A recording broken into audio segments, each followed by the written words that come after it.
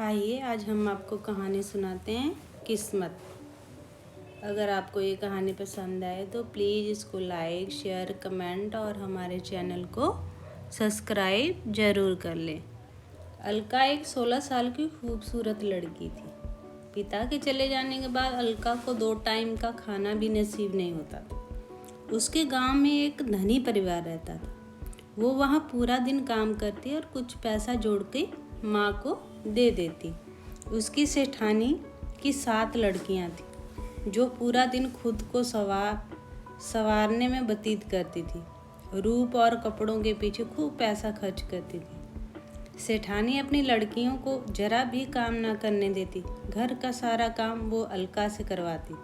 बर्तन, झाड़ू, सफाई सब में पूरा दिन लगी रहती। अलका काम करते वक्त भी खूबसूरत दिखती। सब बहनें और सेठानी अलका की सुंदरता से जल उठते।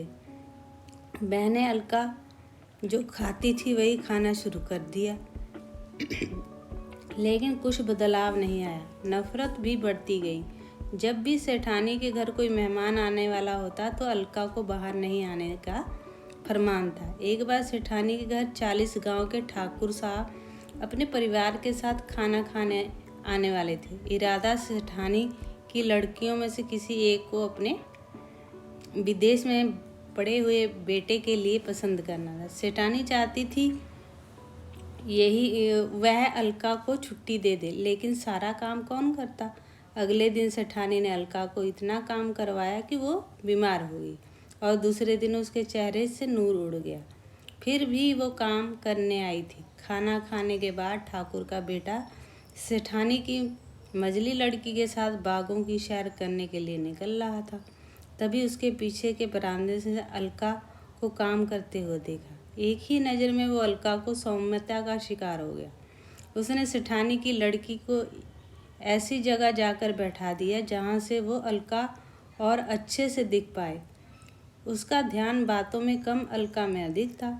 वो ऐसे दिल से बैठा। वापस जाते वक्त उसने कोई देखे ना वैसे अलका को एक चिट्ठी थमा दी।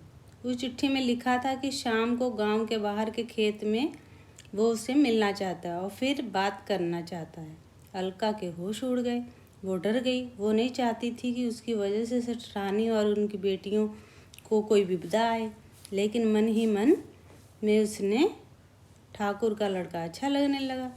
वह रोने लगी। उसने तय किया कि वह नहीं मिलेगी। दूसरे दिन वह चारा रखने पास के खेत में गुजर रही थी, तभी ठाकुर के लड़के ने उसका हाथ पकड़ लिया और पेड़ के पीछे ले गया। मुझसे मिलने क्यों नहीं आई? छोड़ दीजिए मुझे, मेरे रास्ते में मत आइए। मैं सिर्फ बात करना चाहता हूँ अलका। आपको मेरा नाम कैसे पता? मैं तुम्हें जानता हूँ। शादी करना चाहता हूँ। तेरी माँ से रिश्ते की बात करना चाहता हूँ। अलका रोने लगी। उसने सब सच्चाई ठाकुर के लड़के को बता दी कि वह एक गरीब घर से है और सेठानी के यहाँ काम करती है, लेकिन ठाकुर के लड़के ने ये सब जानता है और शादी करना चाहता है। ये बात कही।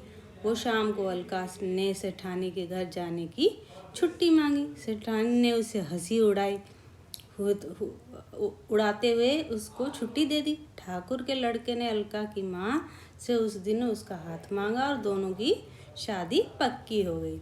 अलका ने सेठानी के यहाँ काम करना छोड़ दिया। उसको शादी का न्योता आया।